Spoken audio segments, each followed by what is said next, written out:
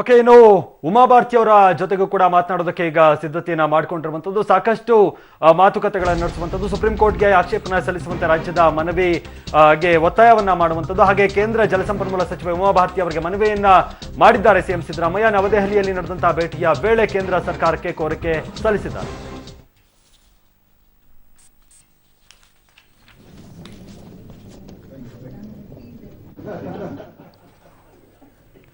ಕಾವೇರಿ ನಿರ್ವಹಣಾ ಮಂಡಳಿ ವಿರುದ್ಧ ಆಕ್ಷೇಪಣೆಗೆ ಮನವಿಯನ್ನ ಸಲ್ಲಿಕೆ ಮಾಡಿದ್ದಾರೆ. ಸುಪ್ರೀಂ ಕೋರ್ಟ್ಗೆ ಆಕ್ಷೇಪಣೆ ಸಲ್ಲಿಸುವಂತೆ ರಾಜ್ಯ ಮನವಿಯನ್ನ ಮಾಡಿದೆ. ಕೇಂದ್ರ ಜಲಸಂಪನ್ಮೂಲ ಸಚಿವೆ ಉಮಾ ಭಾರತಿಗೆ ಸಿಎಂ ಸಿದ್ದರಾಮಯ್ಯ ಮನವಿಯನ್ನ ಮಾಡಿಕೊಂಡಿದ್ದಾರೆ. ನವದೆಹಲಿಯಲ್ಲಿ ನಡೆದಂತಹ ಭೇಟಿಯ ವೇಳೆ ಕೇಂದ್ರ ಸರ್ಕಾರಕ್ಕೆ ಕೋರಿಕೆಯನ್ನ ಸಲ್ಲಿಸಿದ್ದಾರೆ ಸಿಎಂ ಸಿದ್ದರಾಮಯ್ಯ. ಅಧಿಕಾರಿಗಳೊಂದಿಗೆ ಚರ್ಚೆಯನ್ನ ನಡೆಸಿ ತೀರ್ಮಾನವನ್ನ ಕೈಗೊಳ್ತೇವೆ. ಸಿಎಂ ಸಿದ್ದರಾಮಯ್ಯ ಸಚಿವ ಏನು ಉಮಾ ಭಾರತಿ ಅವರ ಜೊತೆಗೆ ಮಾತನಾಡಿದ್ದಾರೆ. ಉಮಾ ಭಾರತಿ ಅವರು ಭರವಸೆಯನ್ನು ಕೂಡ ಕೊಟ್ಟಿದ್ದಾರಂತೆ ಸಿಎಂ ಸಿದ್ದರಾಮಯ್ಯನವರಿಗೆ.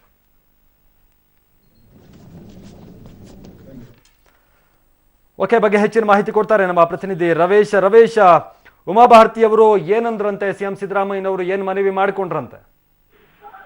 ಮಾದೇಶ್, ಪ್ರಮುಖವಾಗಿ ಒಂದು ಕಾವೇರಿ ನೀರು ನಿರ್ವಹಣಾ ಮಂಡಳಿ ರಚನೆ ಇದೆ, ಅದಕ್ಕೆ ವಿರೋಧವನ್ನು ಕೂಡ ವ್ಯಕ್ತಪಡಿಸಿದೆ. ಈ ಬಗ್ಗೆ ಈ ನೀರು ನಿರ್ವಹಣಾ ಮಂಡಳಿ ಸಭೆ ಇದು ಬೇಡ ಅನ್ನೋದು ಕೂಡ, ರಚನೆ ಬೇಡ ಅನ್ನೋದು ಕೂಡ ರಾಜ್ಯ ಸರ್ಕಾರ ಮನವಿ ಮಾಡಿಕೊಂಡಿದೆ. ಇದ್ರ ಜೊತೆಗೆ ಒಂದು ಸುಪ್ರೀಂ ಕೋರ್ಟ್ಗೆ ಕೇಂದ್ರ ಸರ್ಕಾರ ಆಕ್ಷೇಪಣೆಯನ್ನು ಕೂಡ ಸಲ್ಲಿಸಬೇಕು ಅಂತ ಕೂಡ ಮನವಿ ಮಾಡಿಕೊಂಡಿದೆ. ಯಾಕಂದ್ರೆ ಸೆಪ್ಟೆಂಬರ್ 27ರಂದು ಮತ್ತೆ ಒಂದು ಸುಪ್ರೀಂ ಕೋರ್ಟ್ ನಲ್ಲಿ ವಿಚಾರಣೆ ಬಂದಂತಹ ಸಂದರ್ಭದಲ್ಲಿ ಈ ಒಂದು ಕೇಂದ್ರ ಸರ್ಕಾರ ಒಂದು ಆಕ್ಷೇಪಣೆಯನ್ನು ಕೂಡ ಸಲ್ಲಿಸಬೇಕು ಅಂತ ಕೂಡ ಮನವಿ ಮಾಡಿಕೊಂಡಿದ್ದಾರೆ. ಹಾಗಾಗಿ ಮುಖ್ಯಮಂತ್ರಿ ಸಿದ್ದರಾಮಯ್ಯ ಅವರ ಒಂದು ಭೇಟಿಯ ಸಂದರ್ಭದಲ್ಲಿ ಉಮಾ ಭಾರತಿ ಅವರು ಸಕಾರಾತ್ಮಕವಾಗಿ ಸ್ಪಂದಿಸಿದ್ದಾರೆ ಅಂತ ಕೂಡ ಹೇಳಲಾಗ್ತದೆ. ಆ ಬಗ್ಗೆ ನಾವು ಪರಿಶೀಲನೆ ನಡೆಸಿ ಆ ಒಂದು ಆಕ್ಷೇಪಣೆ ಸಲ್ಲಿಸೋದ್ರ ಬಗ್ಗೆ ಮತ್ತೆ ಕಾವೇರಿ ನೀರು ನಿರ್ವಹಣಾ ಮಂಡಳಿ ಒಂದು ರಚನೆಯ ಬಗ್ಗೆ ಕೂಡ ನಾವು ಒಂದು ಒಳ್ಳೆಯ ನಿರ್ಧಾರವನ್ನು ತೆಗೆದುಕೊಳ್ತೇವೆ ಅಂತ ಕೂಡ ಭರವಸೆ ನೀಡಿದ್ದಾರೆ ಅಂತ ಕೂಡ ಹೇಳಲಾಗ್ತದೆ. ಹಾಗಾಗಿ ಕೇಂದ್ರ ಸರ್ಕಾರ ಮುಂದೆ ಏನ್ ಮಾಡುತ್ತೆ ಅನ್ನೋದು ಕೂಡ ಕಾದು ನೋಡಬೇಕಾಗಿದೆ.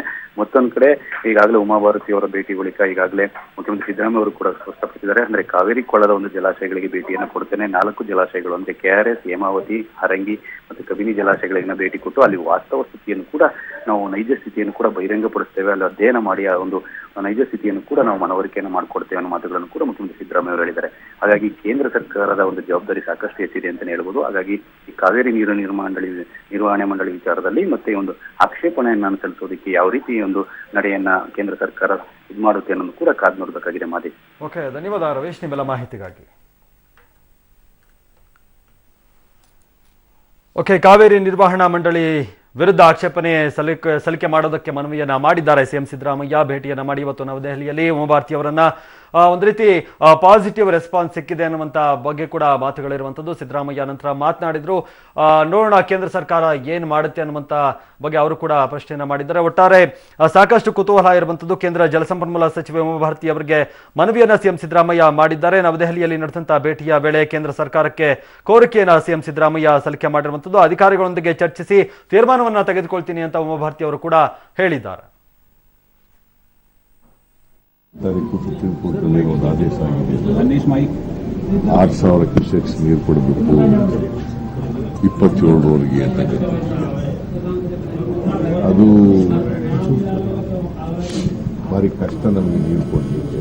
ಮತ್ತೆ ಅದು ನಮಗೆ ಬೆಂಗಳೂರು, ಮೈಸೂರು, ಮಂಡ್ಯ ಮತ್ತೆ ಬೇರೆ ಪ್ರದೇಶಗಳಿಗೆ ಕುಡಿಯಕ್ಕೆ ನೀರಿಗೆ 27 TMC. ಅವ್ರು ಕೇಳ್ತಾ ಇರೋದು ಇರಿಗೇಷನ್. ಮತ್ತೆ ಅವ್ರ ಮೆಟ್ಟೂರಿನಲ್ಲಿ 52 TMC ನೀರಿದೆ. ನಮ್ಮ ಹತ್ರ 4 ಡ್ಯಾಮ್ನಿಂದ ಬರೀ 26 TMC ನೀರಿರೋದು. ನಾವು ಕುಡಿಯಕ್ಕೆ ಕಷ್ಟ, ಕೊಡ್ಲಿಕ್ಕೆ. ಮತ್ತೆ ಸುಪ್ರೀಂ ಕೋರ್ಟ್ ಅವರು ಒಂದು ಮ್ಯಾನೇಜ್ಮೆಂಟ್ ಬೋರ್ಡ್ ಮಾಡಬೇಕು ಅಂತ ಹೇಳ್ಬಿಟ್ಟಿದ್ದಾರೆ. ಅದು ಅನ್ಕಾಲ್ಡ್ ಫಾರ್. ಅವ್ರ ಪ್ರೇಯರು ಇರಲಿಲ್ಲ, ನಮ್ದು ಪ್ರೇಯರ್ ಇರಲಿಲ್ಲ, ಅದು ಮಾಡಿದ್ದಾರೆ. ಅದರಿಂದ ಗೌರ್ಮೆಂಟ್ ಆಫ್ ಇಂಡಿಯಾಕ್ಕೆ ಹೇಳಿದ್ದಾರೆ. ಅದಕ್ಕೆ 27ನೇ ತಾರೀಕಿಗೆ ಗೌರ್ಮೆಂಟ್ ಆಫ್ ಇಂಡಿಯಾ ರೆಪ್ರೆಸೆಂಟ್ ಮಾಡ್ತಕ್ಕಂಥ ಸಾಲಿಸಿಟರ್ ಜನರಲ್ ಅಥವಾ ಅಡಿಷನಲ್ ಸಾಲಿಸಿಟರ್ ಯಾರು ಅವ್ರ ಮೂಲಕ ಅದನ್ನ ಅಬ್ಜೆಕ್ಷನ್ ಹಾಕಬೇಕು ಅದಕ್ಕೆ ಅಂತ ಎಲ್ಲ ರಿಕ್ವೆಸ್ಟ್ ಮಾಡಿದ್ದೆ. ನೀವು ನಿಮ್ಮದೇ ಆಡಳಿತವನ್ನು 50 ವರ್ಷ ಯಾವುದೇ ಒಳಜಗಳಗಳಿಲ್ಲದೆ ನಡೆಸ್ಕೊಂಬಿಡಿ, ಆಮೇಲೆ ನೋಡ್ತೀವಿ ನಾವು ಅಂತ ನೆನಪಿಗೆ ಬರ್ತಾ ಇದೆ. ಅಕ್ಕ ಪಾಕಿಸ್ತಾನವನ್ನು ಉಗ್ರ ರಾಷ್ಟ್ರವೆಂದು ಘೋಷಿಸುವಂತೆ ನರೇಂದ್ರ ಮೋದಿ ಅವರು ಹಗಲಿರುಳು ಸೂರ್ಯ ಚಂದ್ರ ನೋಡದೆ ಕೆಲಸ ಮಾಡ್ತಾ ಇದ್ದಾರೆ. ನೀರಿನ ಹೋರಾಟ ವಿಚಾರವಾಗಿ ಏನೀಗ ಚಲರಾಯಸ್ವಾಮಿ ರಾಜೀನಾಮೆ ನೀಡಿ ಮಾತುಕತೆಯನ್ನು ನಡೆಸಿದರೆ ಬನ್ನಿ ಅವ್ರು ಏನು ಮಾತನಾಡ್ತಿದ್ರೆ ಕೇಳೋಣ. ಮಳೆಗಾಲ ಯಾವುದೇ ಕಾರಣಕ್ಕೆ ನಮ್ಮನ್ನ ಆಶಾದಾಯಕವಾಗಿಲ್ಲದೆ ಇರೋದ್ರಿಂದ ಬಹುಶಃ ನಾವು ನೆಕ್ಸ್ಟ್ ಜೂನ್ವರೆಗೂ ಕುಡಿಯೋ ನೀರನ್ನ ಮೇಂಟೈನ್ ಮಾಡ್ತಕ್ಕಂಥ ಪರಿಸ್ಥಿತಿ